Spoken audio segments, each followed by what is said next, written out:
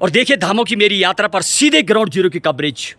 गौमुख जब आप जाते हैं तो गंगोत्री धाम से लगभग 2 किलोमीटर की दूरी पर पहली चेक पोस्ट है ये गंगोत्री राष्ट्रीय उद्यान, बोर्ड लगा हुआ है।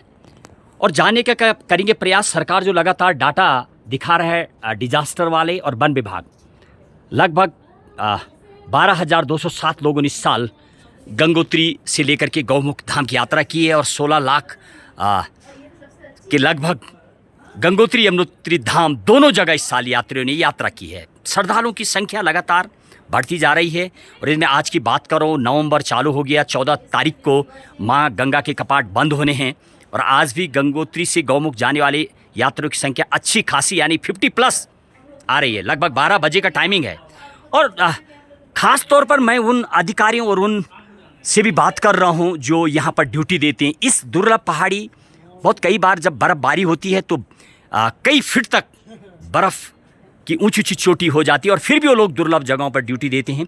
सबसे बड़ी बात, यदि मैं उत्तराखंड सरकार की बात करूं, डाटा तो सरकार लगातार जारी करती है। संविदा के कर्मचारी मुझे काम करते हुए नजर आए जब मैं यदि अपनी धामों की बात, भोजबासा की बात कर लूँ, चीड़बासा की बात कर लूँ, गंगोत्री के कई राष्ट्रीय राजमार्गों पर जब हम चौकियों पर देखते हैं, चाहे वो पीआरडी के जवान हों, होमगार्ड के जवान हों, वन विभाग के कर्मचारी हों, और हालात ये हैं हकीकत ज़मीनी पर कई लोगों को कई महीनों से सरकार ने तनख्वाह नहीं दे पा रही, चाहे वो पीआरडी हो या वन विभाग के कई कर्मचारी हैं। और यही हालात मुझे देखने को मिल रहा है। जिस चौकी पर हूँ जरा पूछूंगा, काफ़ी कर्मचारी मुझे नज़र आए और शायद उन्हीं की जुबानी से पूछने का प्रयास करूंगा क्या कह रहे इसको लेकर के। आखिर सरकार का जो डाटा है और सरकार जिस हिसाब से काम करती है, क्या एक कर्मचारी यहाँ पर, हालांकि यदि मैं यहाँ पर रिकॉर्ड मेंटेन करते हैं, और राजवीर रावत जी भी वहाँ पर मुझे मिले जो परमानेंट कर्मचारी हैं, वन दरोगा हैं वहाँ पर, और उनसे मैंने बात की है। इसके अलावा और भी कर्मचारी नजर आइए। साहब का क्या नाम है साहब?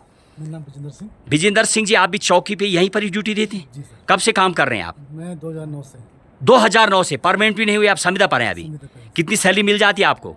बस वही है कि 8-9 हज़ार रुपये देते हैं। अच्छा, तनख्वाह मिल चुकी है? नहीं, 5 कब से नहीं मिली है? 5-6 महीनों से नहीं मिली। तो ऐसा क्यों? फिर आप बिना तनख्वाह के लगातार चल रहे हैं?